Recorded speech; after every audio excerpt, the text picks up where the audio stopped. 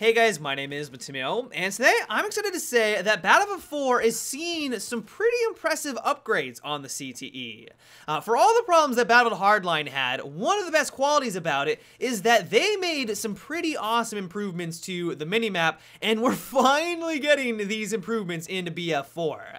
The one that I love the most is that now when you're trying to capture an objective, you will actually be able to see where you need to stand on the objective to be able to capture it. Not only is this just great visual representation just to give you more information at your fingertips so you know how close you need to be to a flag to be able to secure that for your team, but it also is great when you're on defense and you're trying to see where the enemy is hiding out. Some capture points are crazy. Some are simplistic, like here for example, it's basically just a gigantic box, but others are just insanity. Like they're all over the place, and to be able to have this information and know exactly where an enemy could be or where you can hide out but still hold on or to tick away at that objective is just amazing information to have. So this is awesome.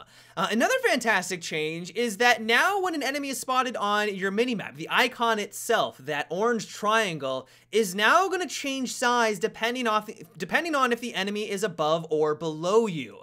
This honestly has to be one of the best improvements that Battlefield Hardline has made to the Battlefield franchise. It is a night and day difference when you change between those two games because it gives you so much information, valuable information at your fingertips. When you're playing on a map like Flood Zone, it can be very frustrating to figure out where these enemies are situated when you see them on the minimap. There are literally 4 different levels that the enemy could be at. You got the ground level, second, third, and then all the way at the top of the skyscraper. There have been times where I felt like I've just been running around with my head chopped off looking for enemies that are on the minimap but having no success getting the flank off because I just didn't have that information, that valuable information to know if they were above or below me.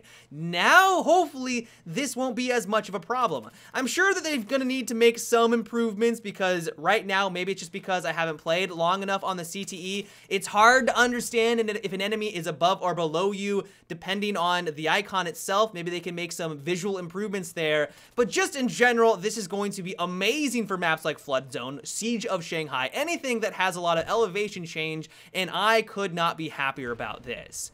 Another really interesting change is what they're doing to the smoke screen for the main battle tank. Smoke screen really isn't used all that often in Battlefield 4, for at least the tanks, because everyone is using active protection. If you're not using active protection, you're gonna have a hard time coming out of tank battles, or really any battle overall, because not being able to soak up an RPG or multiple RPGs with active protection usually is gonna be in the difference between life and death.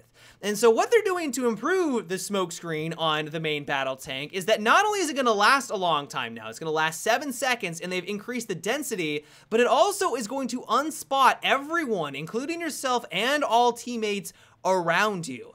This is a really interesting mechanic that I don't think that we've had at all in Battlefield whatsoever. I don't think the normal smokes do this, and I think this is the only time that they've added in a mechanic where it unspots everyone around you. It's really, really interesting. And so one scenario where I could see this being really beneficial for people that are playing on Rush, for example, is that if you are trying to push up onto an objective, you could be in your main battle tank, hit the smoke screen, and then just charge towards the MCOM. This way, everyone around you is unspotted. They can follow you in this really thick cloud of smoke. They're not going to get spotted at all.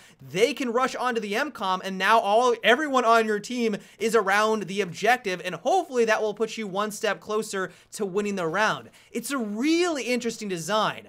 My one concern with it, though, as I mentioned before, is that active protection is basically a deal breaker when you are in this vehicle, and I don't know if this buff is enough to elevate it to the point where people are going to be using it over active protection. I could be wrong, and I hope I'm wrong. Maybe in some situations, this really is the preferred specialization to use when you are in the tank, but I think only time will tell at this point. I'm loving the design. It's something that I don't think we've ever seen in Battlefield, and I'm hoping that there's a pretty big payoff in the end. Really cool. The last thing that I wanted to mention, and what brings me so much joy, is that DICE is currently testing Rush and other game modes on the CTE, the new community map, including Chainlink. I love Chainlink. It's one of my favorite new game modes that came out of the DLC, but hardly any servers running anymore because, of course, it is a DLC game mode. DLC game modes usually don't last very long because there just isn't the player base to sustain them. Everyone goes back to the vanilla maps. If you're going to be playing on one of the DLC contents, usually they're just going to run the standard Conquest or TDM, and the other ones just kind of fall by the wayside. And so the fact that it looks like this game mode is coming to the new community map makes me ridiculously excited. I'm hoping that more people run this in their server rotation, because for me, this is way better than TDM. It's miles above domination, and it's just that great infantry gameplay that I love about the Battlefield franchise, but not just about camping or just all-out killing people. It's got that great ebb and flow, and I just love it. And so I could not be happier about this, and I'm hoping that it does go live when everyone has access to the new community map.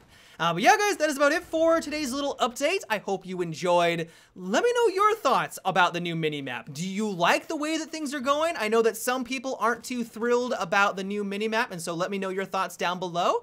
But yeah, guys, until tomorrow, have a good one, and take it easy.